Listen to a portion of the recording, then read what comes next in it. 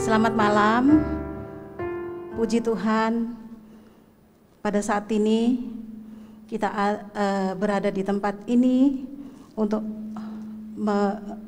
beribadah persekutuan doa. Kiranya saudara-saudara yang ada di rumah boleh sungguh-sungguh mengikuti persekutuan doa pada malam hari ini.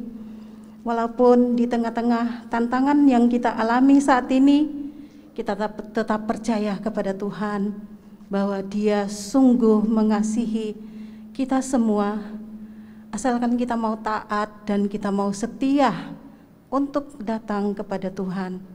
Sebelum kita akan mulai persekutuan doa pada malam hari ini, mari kita buka di dalam doa. Allah Bapa yang bertakhta di dalam kerajaan surga, pada malam hari ini Tuhan, kami mengucap syukur limpah terima kasih. Hanya oleh karena kasih dan anugerah-Mu, kami boleh ada di tempat ini. Dan juga saudara-saudara seiman, saudara-saudara yang mengikuti persekutuan doa pada malam hari ini. Kami sungguh-sungguh rindu berjumpa dengan-Mu Tuhan. Sebelumnya Tuhan, mari sucikan dan kuduskan kami, agar kami layak untuk memuji, menyembah, dan meninggikan nama-Mu. Karena kami percaya Tuhan adalah kekuatan bagi setiap umat-Mu. Tuhan Yesus, mari Tuhan pimpin, Roh Kudus hadir di tengah-tengah ibadah persekutuan pada malam ini. Dan juga saudara-saudara yang ada di rumah, supaya kami juga sungguh-sungguh mengikutinya dengan baik. Di dalam nama Tuhan Yesus kami berdoa dan bersyukur. Amin. Puji Tuhan. Mari saat ini kita akan memuji Tuhan. PPR depan 74, perubahan ajaib jadilah padaku.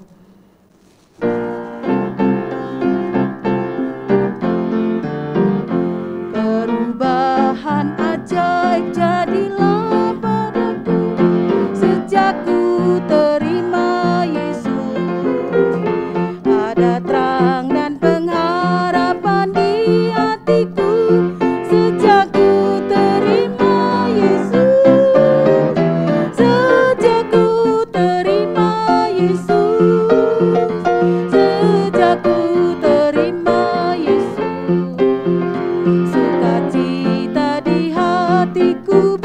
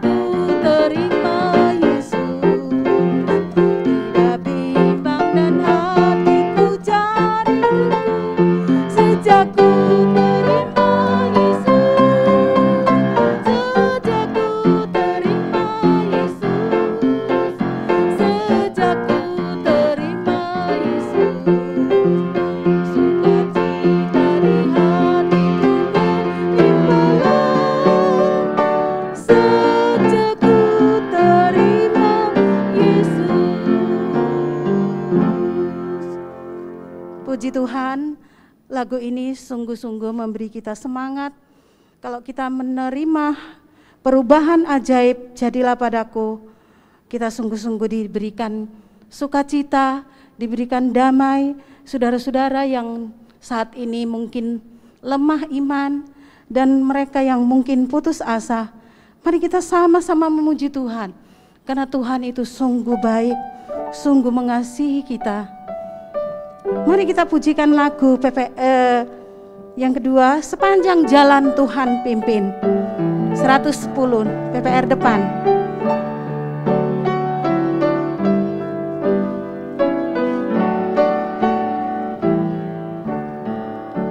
Sepanjang jalan Tuhan pimpin, itu cukup bagiku. Rohnya selalu beserta dan melindungi daku. Penghiburan dari surga jika Tuhan sertaku. Karena yang diperbuatnya tentu baik bagiku. Karena yang diperbuatnya tentu baik bagiku.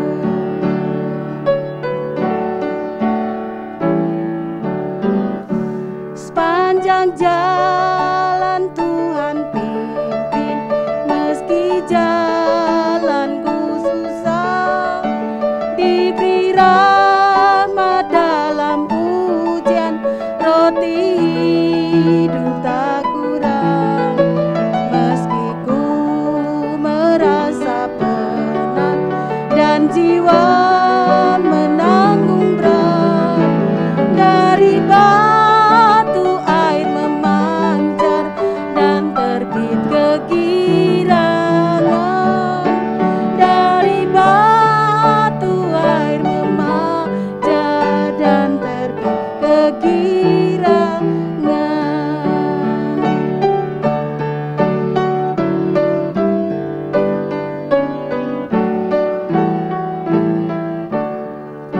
Sepanjang jalan Tuhan pimpin, kasih-Nya amat besar. Dijanjikan perhentian yang indah amat teguh. Bila Kristus Yesus datang, mulianya akan ku pandang. Selamanya ku mau bersorak, Yesus pimpin jalanku. Selamanya ku mau bersorak, Yesus pimpin jalanku. Puji Tuhan, sungguh lagu ini memberi kita semangat, karena puji-pujian sungguh memberikan kita kekuatan, karena di dalam puji-pujian ada kuasa. Oleh sebab itu, saudara-saudara yang ada di rumah, yang mungkin saat ini lagi lemah, lesu, mari kita sama-sama memuji Tuhan. Pasti kita diberikan kekuatan, diberikan jalan. Apapun yang menjadi beban pergumulan kita saat-saat ini, di tengah-tengah pandemi, kita sungguh-sungguh yakin Tuhan tidak pernah meninggalkan kita. Mari saatnya kita masuk di dalam pokok-pokok doa. Pertama-tama kita berdoa menyerahkan untuk ketiga hamba Tuhan dan juga Lausa Anton dan juga majelis gereja. Mari saudara-saudara yang ada di rumah, mari kita buka suara bersama-sama, berdoa, mendukung pelayanan hamba-hamba Tuhan kita, agar mereka diberi kekuatan, diberikan semangat untuk datang kepada Tuhan. Mari kita buka suara berdoa bersama-sama. Tuhan Allah Bapa yang bertahta di dalam kerajaan surga, pada malam hari ini Tuhan, kami memohon untuk ketiga hamba Tuhan, Bapak Emil sekeluarga, Bapak Edi sekeluarga, dan juga Bapak Satrio sekeluarga, dan juga Lausa Anton. Tuhan tolong mereka supaya apapun yang menjadi beban dan pergumulan mereka, baik dalam pelayanan mereka, baik dalam keluarga mereka, mungkin ada beban yang mereka alami saat ini Tuhan, mari Tuhan jamah, mari Tuhan berikan mereka jalan keluar, dan mereka boleh sungguh-sungguh melekat kepada Tuhan, dan pasti Tuhan akan memberikan mereka kemampuan, diberikan mereka sukacita, dan Tuhan selalu melindungi mereka dimanapun mereka berada, dimanapun mereka melayani Tuhan. Tuhan pasti akan campur tangan. Tuhan, begitu juga Tuhan, kami menyerahkan untuk majelis gereja yang bekerja melayani di tempat ini. Tuhan, tolong keluarga mereka agar mereka sungguh-sungguh melayani Tuhan, bekerja di ladang Tuhan, dan bertanggung jawab untuk gereja ini. Oh Tuhan, tolong jamah mereka, keluarga mereka, anak-anak mereka saat ini jenuh di rumah, tidak boleh kemana-mana dikarenakan oleh pandemi. Tuhan, Tuhan sungguh mengasihi kami semua dan juga keluarga yang Tuhan cintai.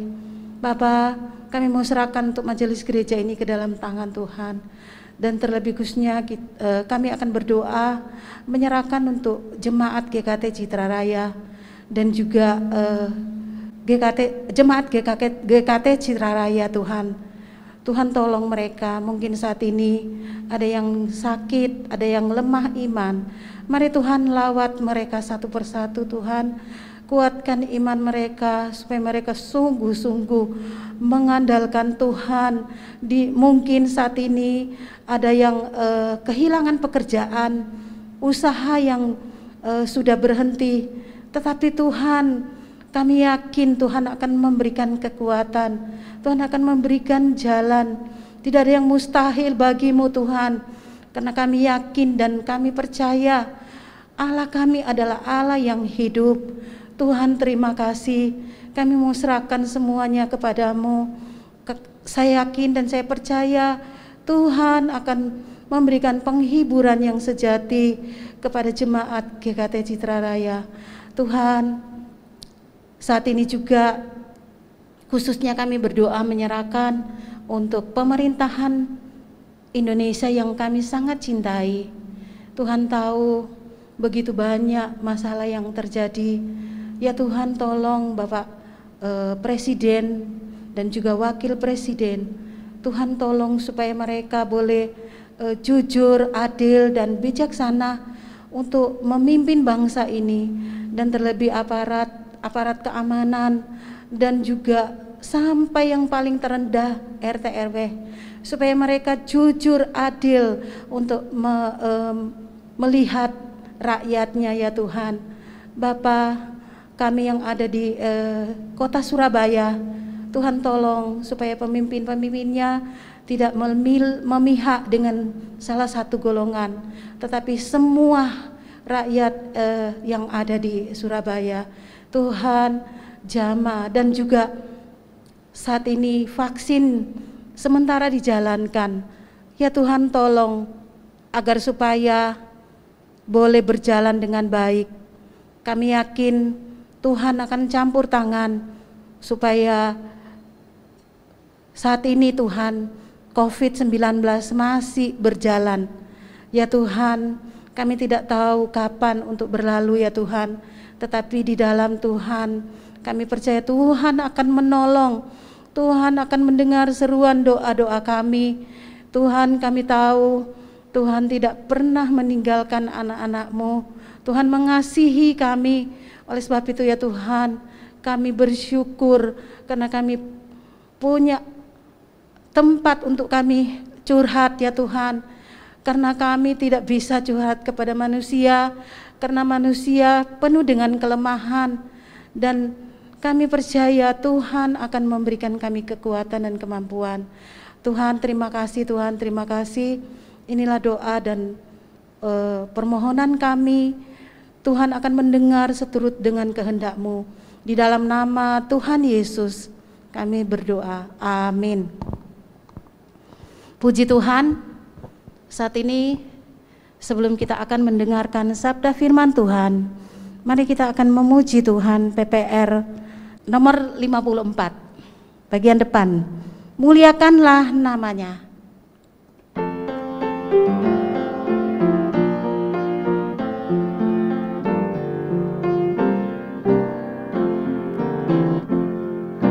Tuhan Yesus mati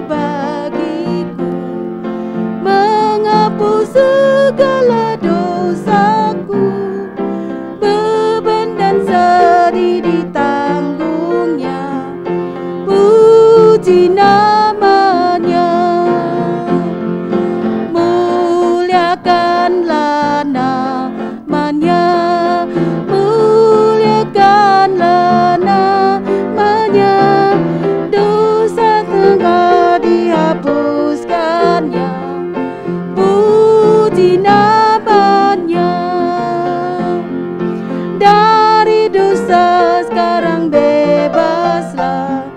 Yesus tinggal dalam hatiku.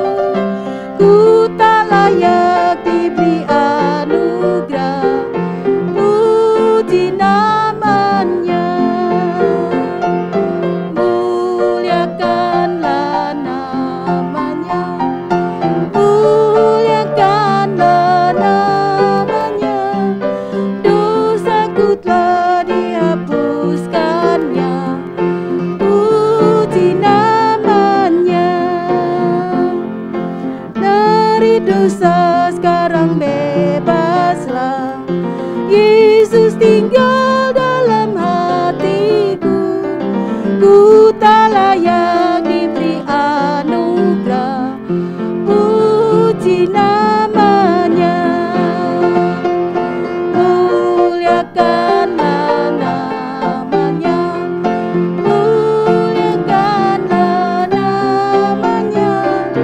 Dosaku telah dihapuskannya, puji namanya. Darah Yesus memberi merdeka. Sekarang hatiku senanglah.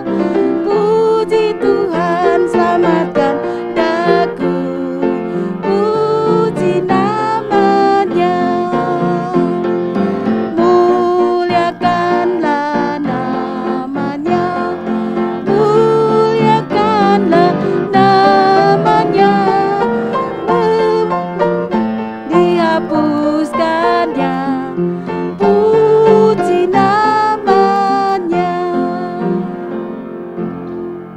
Waktu dan tempat kami persilakan untuk hambanya. Shalom, selamat malam Bapak Ibu Saudaraku yang terkasih dalam Tuhan. Kita bertemu lagi dalam persekutuan doa pada malam hari ini.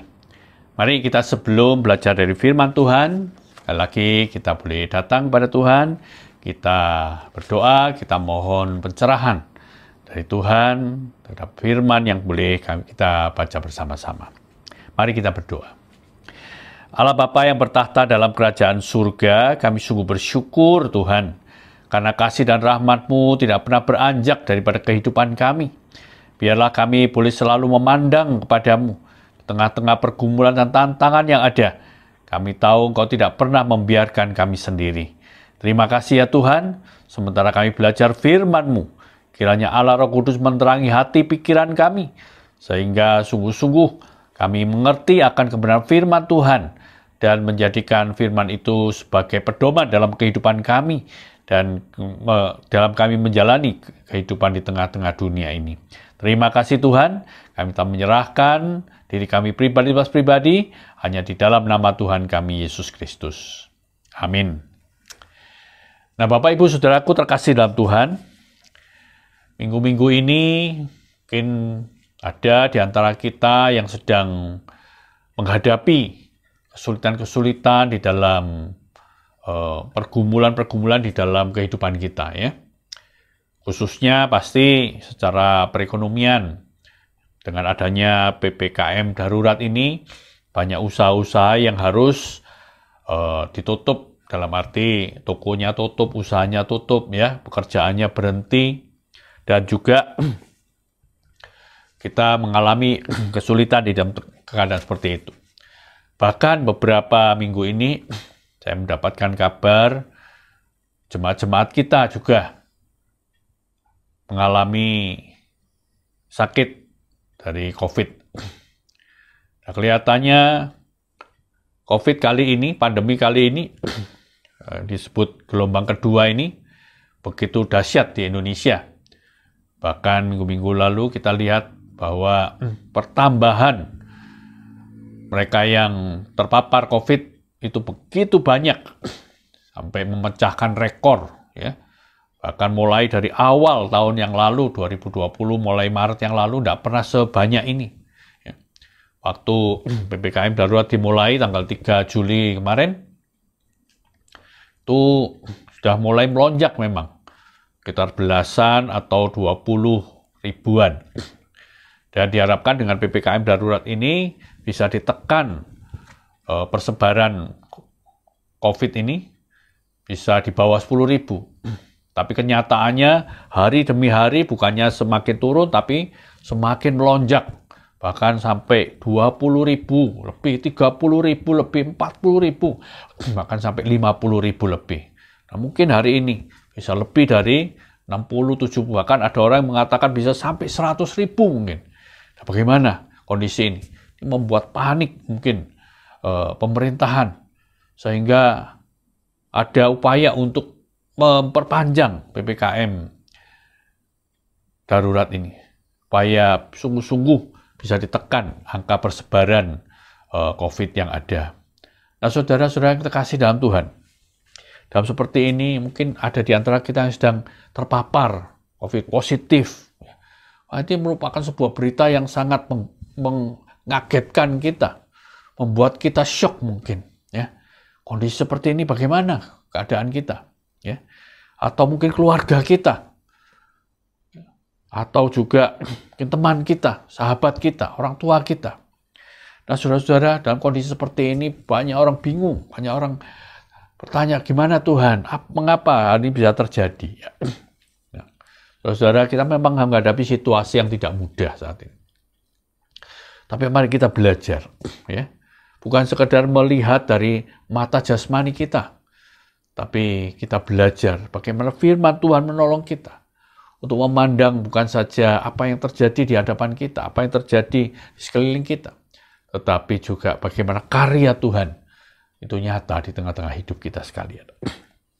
Nah, saya ajak kita semuanya melihat satu pengalaman dari orang-orang Israel yang pada waktu itu keluar dari tanah Mesir, dan mereka dijanjikan oleh Allah pada waktu itu untuk apa? Untuk masuk ke tanah perjanjian, yaitu tanah Kanaan, yang disebut tanah yang berlimpah susu dan madunya.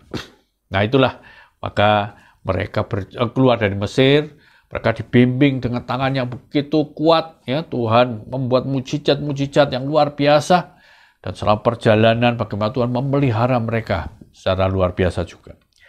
Nah, saya ajak kita semuanya melihat dari kitab Bilangan pasal 13, ya. Bilangan pasal 13, seluruh pasal itu kalau kita lihat, kita tidak membaca semuanya karena waktu, ya. Saya akan ambil beberapa saja, tapi kisahnya saya akan berikan gambarannya, ya. Nah, ini adalah saat-saat mereka itu sampai di perbatasan yang akan masuk ke tanah Kanaan. Artinya apa? Mereka sudah dekat sekali. Mereka mungkin ada di ambang pintu untuk memasuki. Katakanlah kalau kita itu ke rumah, itu masuk ke rumah yang dijanjikan. Ya. Nah, waktu itu dikatakan ayat 1, Tuhan berfirman kepada Musa, Tuhan berkata kepada Musa, suruhlah beberapa orang mengintai tanah Kanaan yang akan kuberikan kepada orang Israel.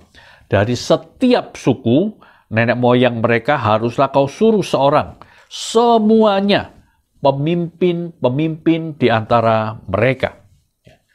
Jadi Tuhan memerintahkan kepada Musa, berfirman kepada Musa supaya orang-orang, dia memilih dari orang-orang Israel itu 12 suku, itu dipilih pemimpin-pemimpinnya untuk diutus, untuk mengintai, ya, untuk melihat apa tempat yang akan mereka lihat, akan mereka dapatkan di sana, ya. Nah, kemudian sudah dipilih 12 orang, ya. Dan Musa memerintahkan kepada mereka untuk pergi. Ayat 17. Maka Musa menyuruh mereka, ya, 12 pengintai ini, untuk mengintai tanah Kanaan, katanya kepada mereka. Pergilah dari sini ke tanah Negeb, dan naiklah ke pegunungan. Ayat 18, ya, perintahnya ini, ya. Dan apa? Amatilah bagaimana keadaan negara itu. Jadi kamu lihat, ya, kamu survei keadaan daripada negeri itu, ya. Apakah bangsa yang mendiaminya itu kuat atau lemah? Mana penduduk-penduduknya di sana, ya? Apakah mereka sedikit atau banyak jumlahnya? Mereka itu terdiri dari orang yang banyak atau sedikit, kuat atau lemah.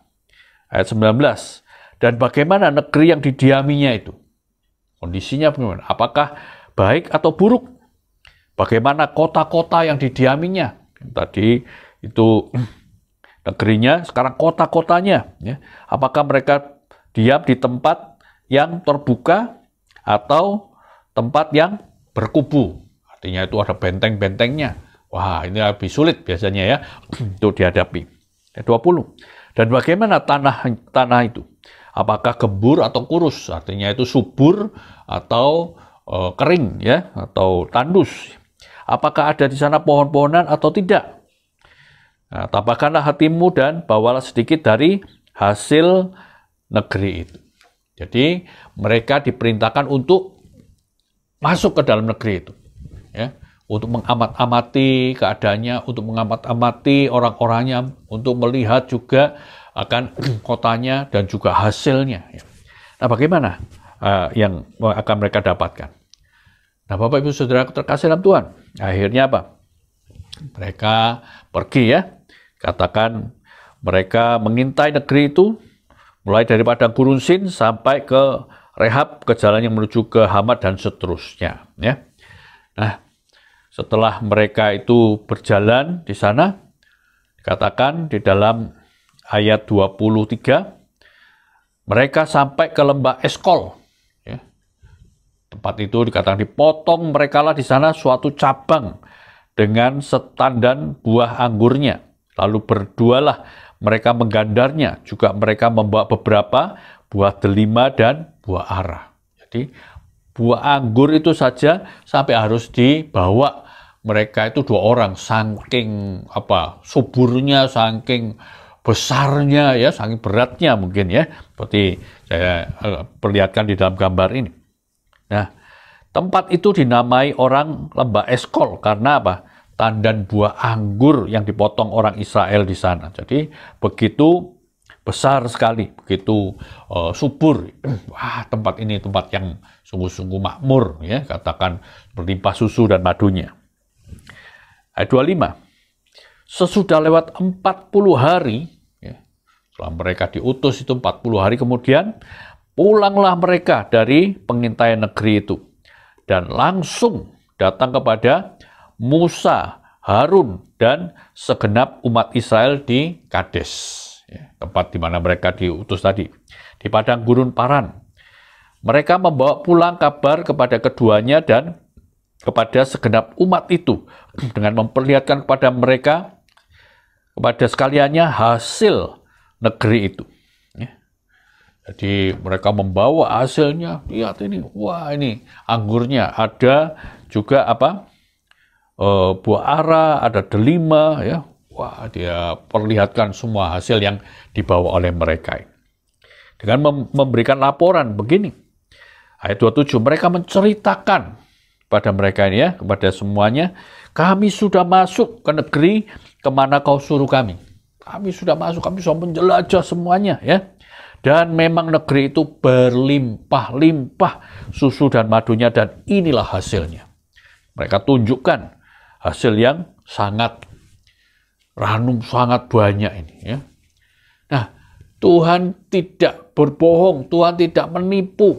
Janjinya pasti digenapi. Dia katakan, aku akan memberikan negeri yang berlimpah susu dan madunya. Dan sungguh-sungguh hasilnya itu luar biasa. Tanah itu ada tanah yang subur. Padahal kalau kita lihat kelilingnya adalah padang gurun. Mereka pada waktu itu ada di padang gurun Paran, di Kades. Ya, tentu kering, tentu tidak ada pohon-pohonan, tidak ada buah-buahan yang sangat menyegarkan. Dan sekarang mereka akan memasuki. Dan inilah tanah yang memang dijanjikan oleh Allah kepada mereka. Tapi sayang, apa yang mereka ungkapkan ini, kan hal yang sangat baik ini, justru mereka hapuskan. Mereka akhiri dengan kata-kata yang sangat pesimis. Ayat 28. Ya. Kalau tadi dikatakan, wah mereka katakan ini bagus ini, buahnya banyak dan seterusnya. Ayat 28 dia katakan apa? Hanya ya, bangsa yang diam di negeri itu kuat-kuat. Ya ini masih mending ya. Ya memang orangnya kuat-kuat di sana. Dan kota-kotanya bertumbuh, artinya mereka punya benteng yang sangat kuat sekali. Dan sangat besar. Juga apa? Ada keturunan enak. Telah kami lihat di sana. Keturunan enak, mereka katakan keturunan raksasa. Keturunan yang kuat ya. Orang Amalek diam di tanah Negeb. Orang Het, orang Yebus, dan orang Amori diam di pegunungan. Orang Kanaan diam di sepanjang laut dan sepanjang tepi sungai Yordan. Jadi di sini mereka sebutkan, itu adalah musuh-musuh orang Israel. Dan itu sangat kuat. Mereka takut. Ini adalah bangsa yang hebat, yang berperang, dan mereka sangat gentar terhadap bangsa-bangsa ini. Ya. Bahkan di dalam ayat 32, 33, bukan saja mereka menceritakan tentang kondisi orang-orangnya, kondisi kotanya yang berkubu, tetapi dikatakan juga ayat 32, mereka menyampaikan juga kepada orang-orang Israel apa? Kabar busuk. Nah ini, ya. Mereka bukan melihat suatu kenyataan saja, tapi mereka menambahi dengan kabar-kabar yang busuk, kabar-kabar yang dipengaruhi oleh pikiran-pikiran yang negatif.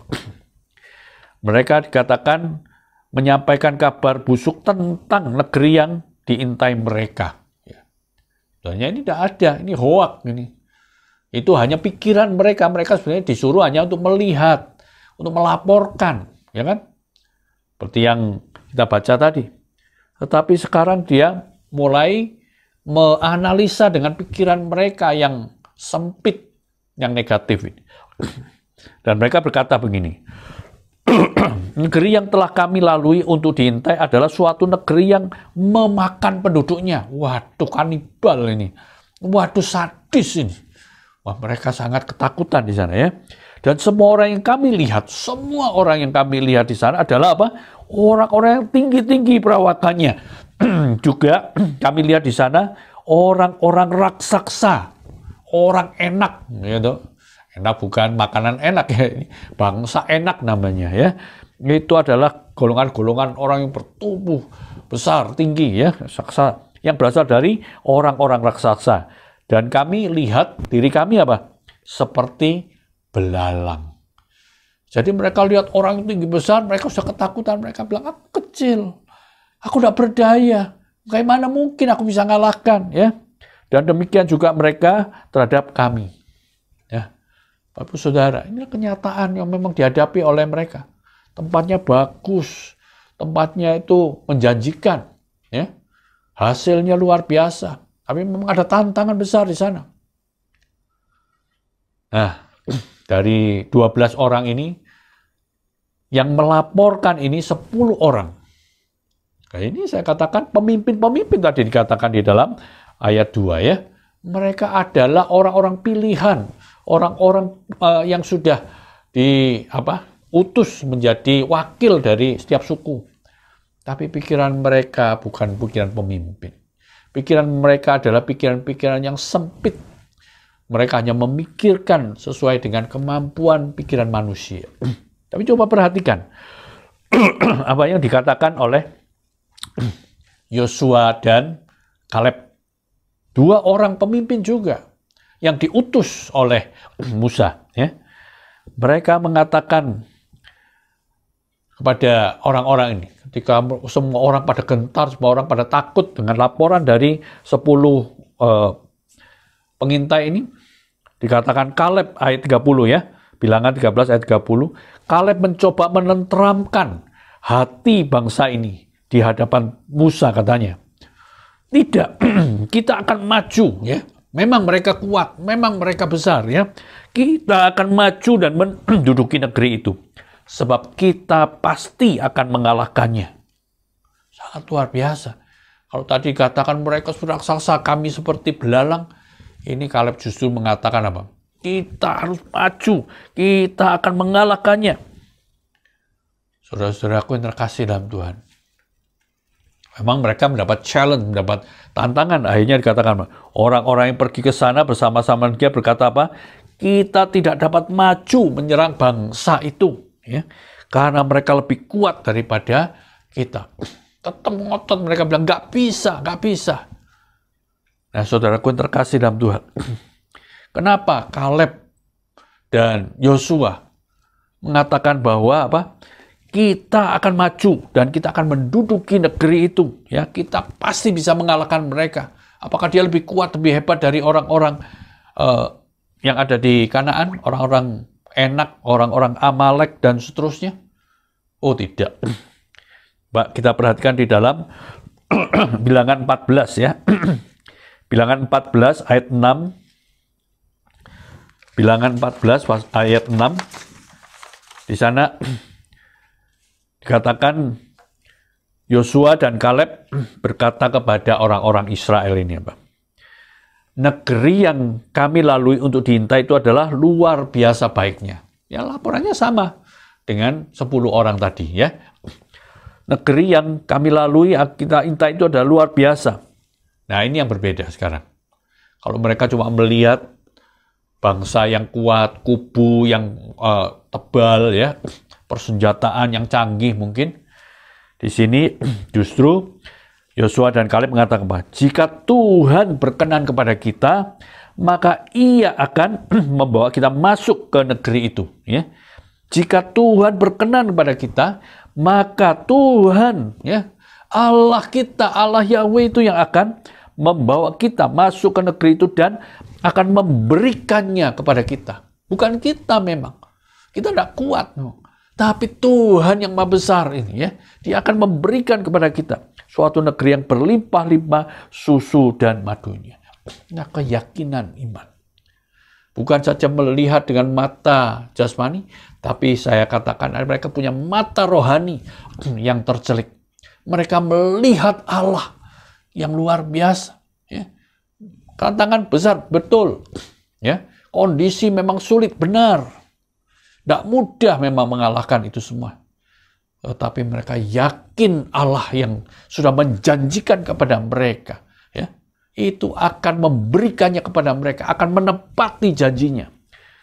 Nah, Bapak Ibu Saudaraku terkasih dalam Tuhan, di tengah-tengah kondisi ini, ya, akhirnya memang betul-betul akhirnya mereka masuk ke tanah Kanaan. Memang akhirnya orang-orang yang tidak percaya ini oleh Allah dihapuskan, dimusnahkan selama 40 tahun di padang belantara. Dan tidak ada seorang pun yang bisa masuk ke tanah perjanjian, kecuali 2 orang, yaitu Kaleb dan Yosua. Nah, di tengah-tengah situasi sekarang, kita memang sama-sama menghadapi situasi, tapi kita jangan memandang keadaan-keadaan kita seperti orang-orang di dunia yang tidak punya pengharapan. Orang-orang yang mengandalkan kekuatannya sendiri, orang yang mengandalkan kepintarannya sendiri, orang yang mengandalkan kekayaannya sendiri. Mohon maaf, hari ini saya sering kali menerima berita orang ini meninggal, dan saya lihat banyak dan mereka yang yang adalah orang-orang yang saya katakan berduit, ya, bukannya punya duit 1.000, 1 juta, dan mungkin bermiliar-miliar, mungkin bertriliun-triliun. Wah, ini bos-bos besar. Mereka tidak bisa menahan kondisi penyakit yang begitu berat. Nah, Bapak Ibu Saudara, mungkin dulu mereka masih bisa ke luar negeri, ada dokter-dokter yang baik dan dokter-dokter yang ternama, ke sana ke sini. Sekarang kita tidak bisa sama sekali. Dan kita tidak berdaya menghadapi ini. Memang secara manusia kita tidak bisa lagi mengandalkan apapun juga selain daripada Allah sendiri. Nah, Bapak Ibu Saudaraku yang terkasih dalam Tuhan, mari kita belajar seperti Kaleb dan Yosua. Ya. Kondisi boleh sama-sama seperti yang dilihat oleh orang-orang di dunia ini, seluruh dunia, ya, menghadapi situasi yang tidak mudah. Tetapi kita yakin dan percaya bahwa kita masih punya Allah. Semakin hari semakin kelihatannya itu, bagi saya itu, ya, semakin penyakit ini semakin mendekat. Dulu itu di negara sana, di negara itu. Dulu waktu akhir tahun 2019 itu kan ada di Cina saja, di Wuhan ya. Itu masih jauh. Kemudian mulai merembet. Baru Maret 2020 mulai masuk ke Indonesia. Ada beberapa orang yang kena. Ada mulai terjangkit virus itu. Ya masih belum kita kenal, masih di mana, di Jakarta, masih di Medan, masih di mana, jauh-jauh semua. Lama-lama, sudah mulai merantak kemana-mana. Bahkan sampai di Jawa Timur, di Surabaya. Nah hari-hari ini, kelihatannya orang-orang di sekeliling kita. Si A positif, si B positif, si C positif. Ya. Dan orang-orang yang sangat dekat dengan kita. Saya rasakan seperti itu. Saya tidak tahu bagaimana Bapak Ibu sudah merasakannya. Tapi mari kita belajar. Ya. Kalaupun, ya, memang kita tidak berharap. Kalaupun kita harus mengalami itu. Ya, tentu kita harus jaga ya. Secara protokol kesehatan kita jaga sedemikian rupa. Tapi kalaupun kita terjangkit, ya kita belajar untuk tetap optimis, untuk tetap percaya pada Tuhan. Ya, saya selalu katakan, ya kalaupun saya pribadi harus melewati semua ini dan saya harus pulang ke pangkuan Tuhan, ya sudah, ini adalah jalan yang kita harus lalui. Satu hal, jangan sampai iman kita menjadi goyah, kepercayaan kita kepada Allah. Allah tahu yang terbaik untuk kita. Kita belajar untuk mengandalkan Tuhan. Ya. Nah, saudara-saudara yang terkasih dalam Tuhan, ini merupakan kesempatan yang indah, kalau saya lihat ya. Bagaimana kita mewujudkan iman kita. Bagaimana kita mewujudkan itu di dalam kehidupan kita secara nyata. Setelah beberapa orang yang saya lihat dan saya dengar dari jemaat kita sendiri yang sakit, ya, saya mulai berpikir, apa yang harus kita lakukan? Ada beberapa orang mulai menunjukkan peduliannya, berikan obat, memberikan makanan, memberikan dukungan, mendoakan, dan seterusnya. Ya. Saya bersyukur ada orang-orang seperti ini. Dan juga jemaat-jemaat boleh saling mendoakan. Tapi saya sungguh berharap kalau ada secara kelembagaan di dalam arti institusi gereja hadir. Karena saya lihat orang-orang yang terpapar ini, ada di antara mereka yang mungkin bisa melewatinya, karena mereka punya koneksi, mereka bisa tahu ini dan itu ya. Tapi ada orang-orang yang tidak tahu bagaimana mereka harus menghadapi ini, situasi ini. Perlu ada pendampingan.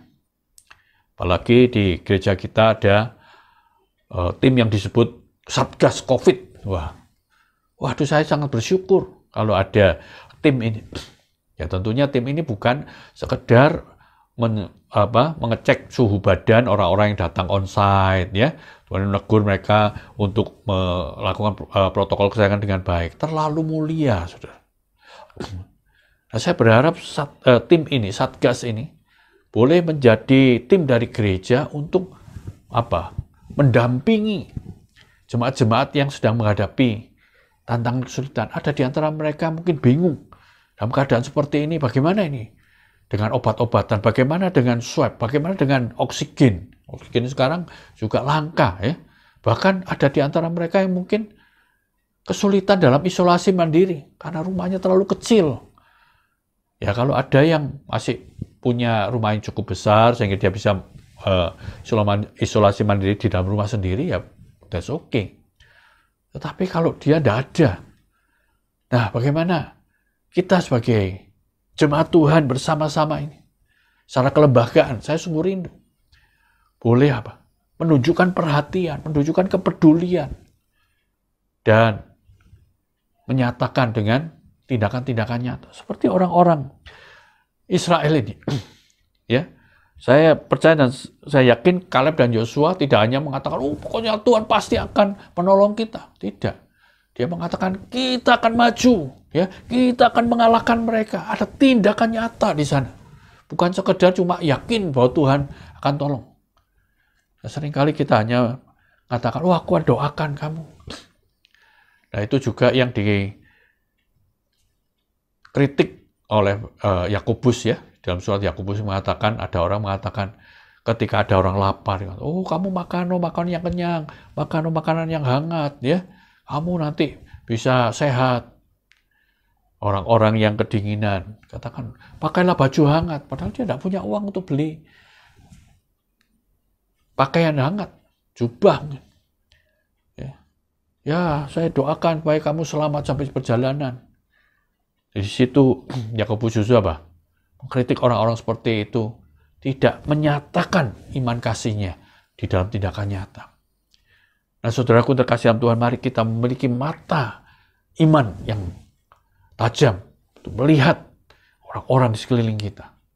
Dan juga memandang pertolongan Tuhan. Dan kita juga boleh terjun di tengah-tengah pelayanan yang ada ini. Orang-orang di sekitar kita yang membutuhkan uluran tangan kita. Ya, kita lihat di kota Surabaya sendiri. Begitu banyak orang jadi korban, meninggal. Ya. Begitu banyak orang sakit, sampai rumah sakit saja sudah penuh. Sudah tidak bisa terima lagi. Mereka yang meninggal, bahkan harus tunggu berhari-hari. Karena apa? Karena ambulannya itu terbatas dan orang yang memakamkan juga sudah tidak berdaya, sudah terlalu capek. Ya. Sampai dibuka pendaftaran relawan oleh wali kota dan seterusnya. Apakah gereja hanya diam saja terhadap orang-orang di sekeliling kita dan saudara-saudara kita dalam satu lingkungan gereja? Mari saudara, kita boleh bersama-sama bergandeng tangan. Kita boleh memperhatikan jemaat kita. Kita saling peduli dengan mereka, bukan sekedar mendoakan. Ya, memang kita harus saling mendoakan. Tapi ada real action, ada satu tindakan nyata yang bisa kita lakukan juga. Ya. Dan kita boleh koordinasikan dengan baik. Terpujilah nama Tuhan. Ya. Kiranya Tuhan menolong kita semuanya, menolong Bapak Ibu Saudara, khususnya yang sedang sakit. Tuhan memberkati, Tuhan menyembuhkan Anda. Bahkan Tuhan yang akan menunjukkan kepada kita semuanya sebagai tubuh Kristus untuk saling bertolong-tolongan di dalam kasih Tuhan. Mari kita berdoa. Allah Bapa yang bertahta dalam kerajaan surga, ya Tuhan, saat-saat ini kami tahu Tuhan bukan saat yang mudah bagi sejumlah orang. Khususnya saudara-saudara kami yang sedang bergumul dengan kesehatan mereka, dengan perekonomian mereka, dengan kondisi keluarga mereka. Ya Tuhan, tolonglah kami, supaya kami juga boleh peduli dengan sesama kami. Kami boleh saling menguatkan di dalam kasih Tuhan. Dan kami bisa bergandeng tangan untuk bisa memikirkan atau bersama-sama menemukan jalan yang terbaik